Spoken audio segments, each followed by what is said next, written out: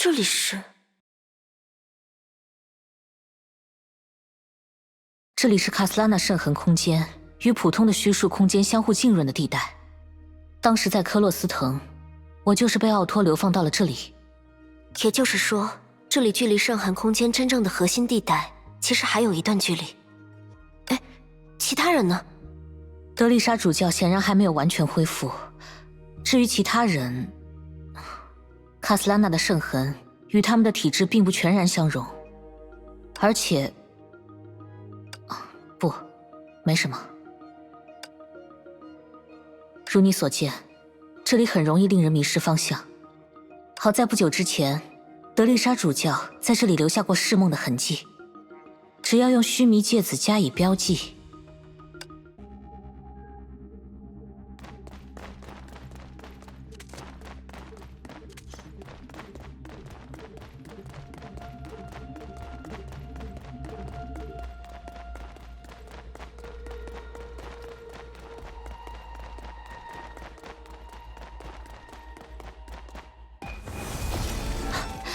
果然，这条路的尽头就是……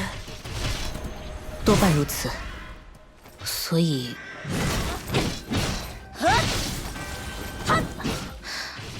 算了，还是先确保齐格飞先生的安全要紧。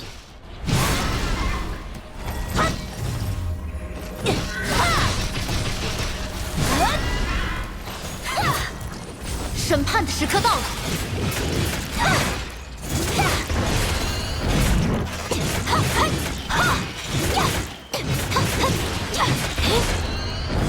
到此为止了。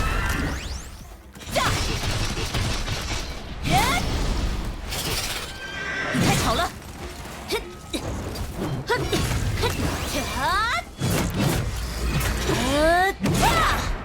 吃上吧，克里希娜！破！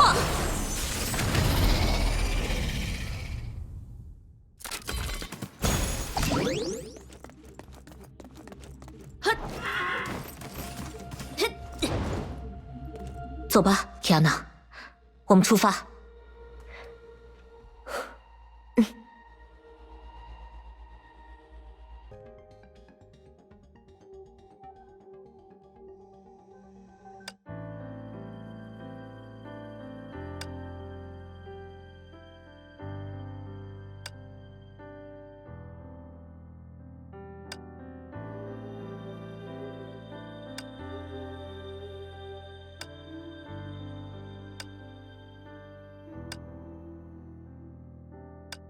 对不起，老爸，我只是不想再看到你受伤了。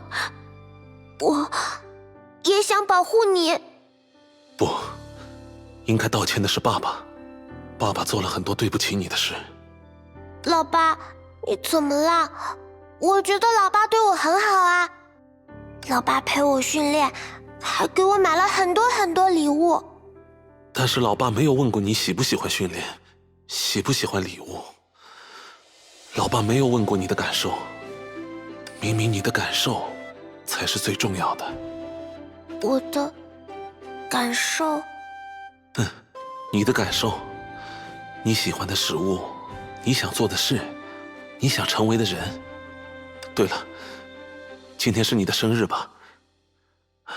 一直都没有好好的跟你庆祝过，我真是个不称职的父亲。去买一个大蛋糕，好好的庆祝一下吧。走吧，基安娜。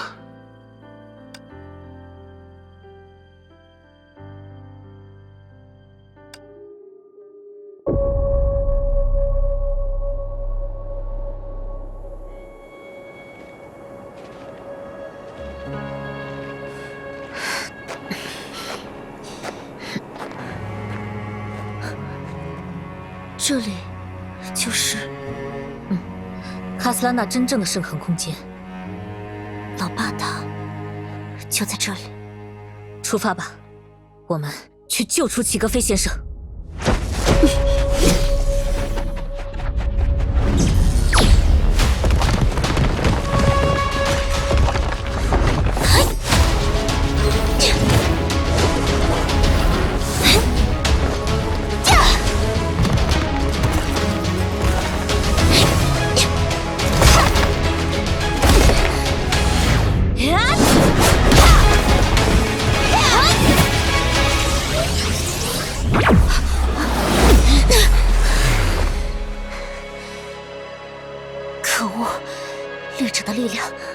要化解。别慌，圣痕的规则，还是由圣痕来超越吧。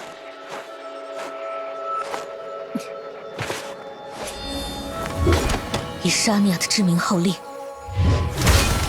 于黑渊盛开的白花，绽放你全部的力量。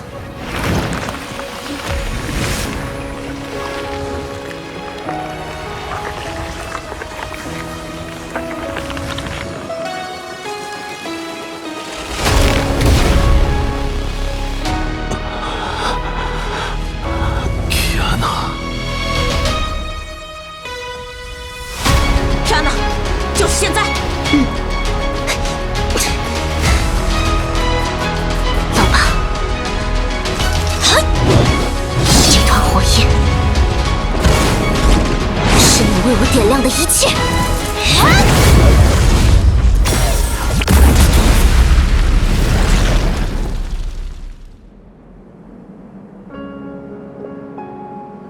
对了，今天是你的生日吧？一直都没有好好的给你庆祝过，我真是个不称职的父亲。去买一个大蛋糕，好好的庆祝一下吧。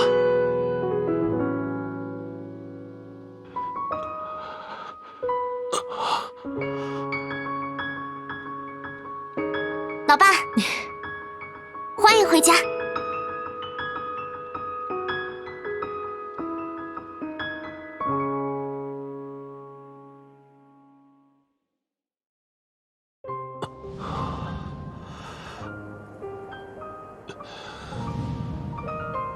安娜，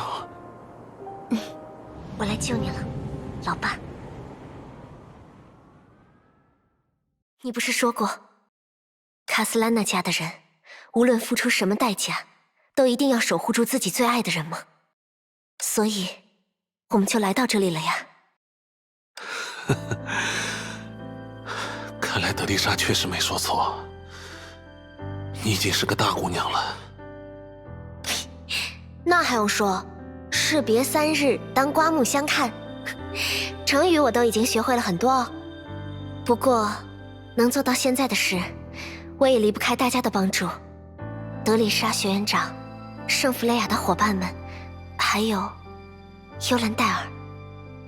是的，因为一些复杂的原因，我觉醒了不止一种圣痕。奥托吗？算是吧。不说这个了，刚才我已经在这里设置好了信标，大家先回到更安全的地方去吧。我们先离开这里。幽兰戴尔，我之前是不是在哪里见过你？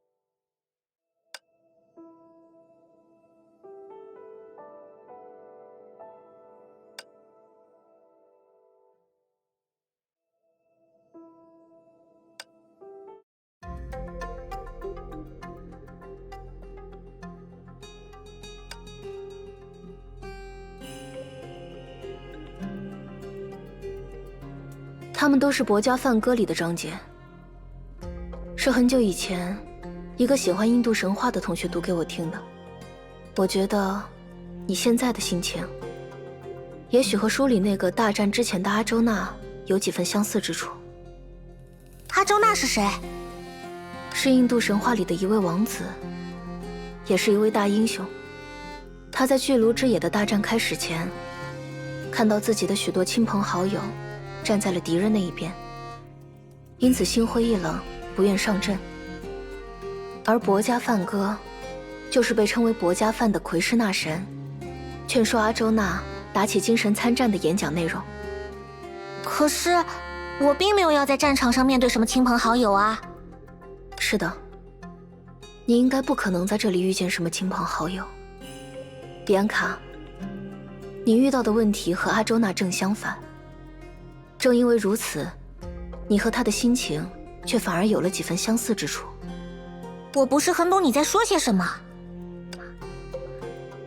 我是说，你和你即将面对的敌人，在本质上并没有任何交集或冲突，而你正因此畏首畏尾。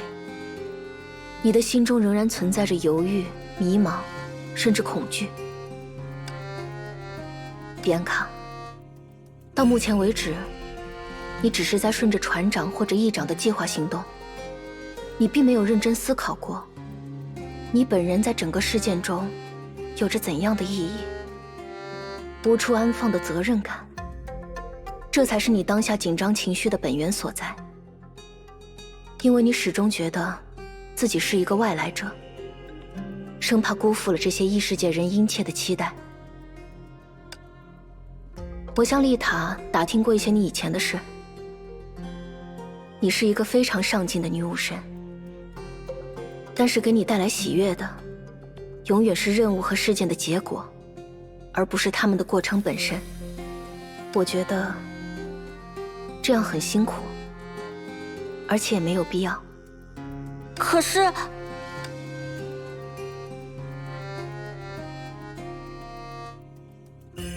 出生有什么意义？死亡有什么意义？人类、世界、宇宙，又分别有什么意义？举例来说，你，比安卡·阿塔吉娜，你的存在意义就是你自己本身。对于其他女武神来说，你是一种后生可畏的激励；对于那个主教来说，你是难得的锻炼样本；对于这个世界炮里的人们来说，你是行侠仗义的超人；对于你自己来说，你从零开始，重新书写了自己的人生。所有的这一切，都不是什么结果，它们只会起始于无，又消失于无。比安卡，这个世界炮所期待的拯救，不是一个结果，而是一段过程，一篇乐章，就像瓦格纳或者理查施特劳斯的乐章一样。女武神，你有能力在舞台上完成属于自己的表演，这和你是不是这个世界的一员，根本没有哪怕一个基本粒子的关系。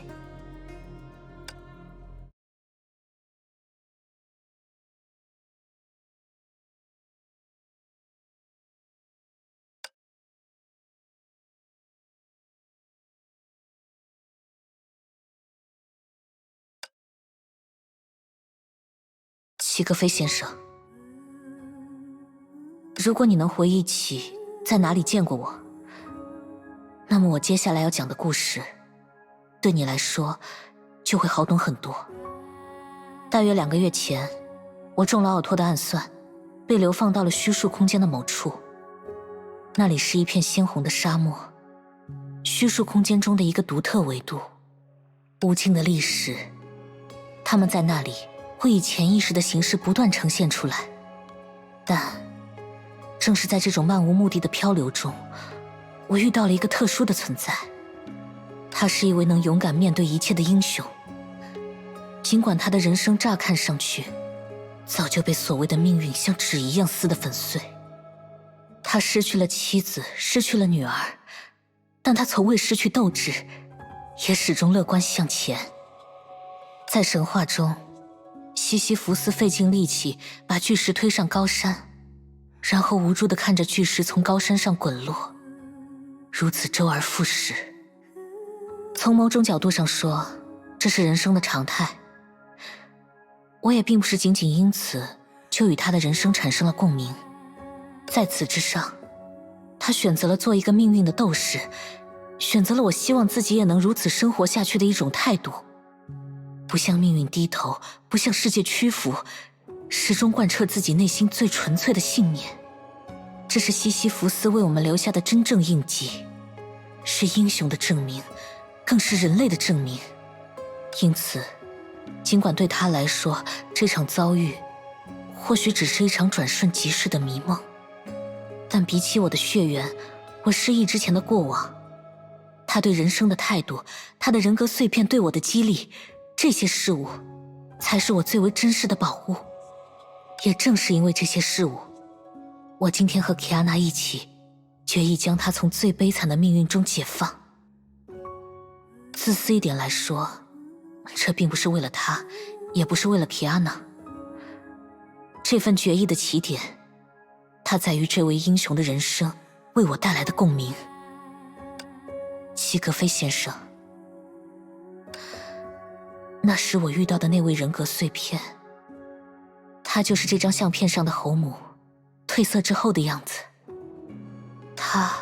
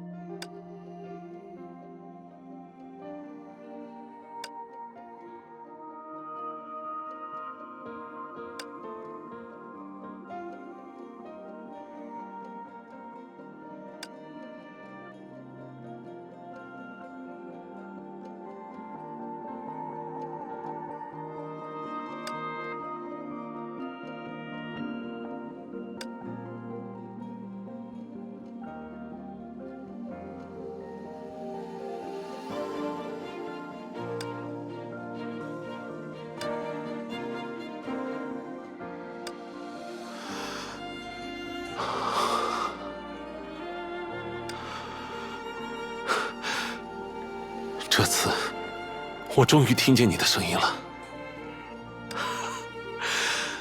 那时候，你还真是喊得很大声啊！尤兰戴尔、比安卡、阿塔吉娜，都是帅气又好听的名字呢。从2008年在疗养院醒来，到2011年成为史上最年轻的 A 级女武神，再到第2年深入量子之海，拯救了远方的整个世界。在12岁的年纪，你就已经做到了其他任何一个卡斯兰娜都不曾做到的奇迹。虽然如你之前所说，我们不应该以成败论英雄，但无论是星锚与天元，还是为人类而战的绿者，你们所达到的成就早已跨越了自己父母的极限。虽然为人父母，最希望的不过是你们能够好好生活下去，但又有谁不希望青出于蓝？又有谁不会为你们这样的女儿感到自豪呢？比安卡、提安娜，就让你们的笨蛋老爸齐格菲卡斯兰娜做一会儿这世界上最幸福的父亲吧。好啦，你还犹豫什么呀？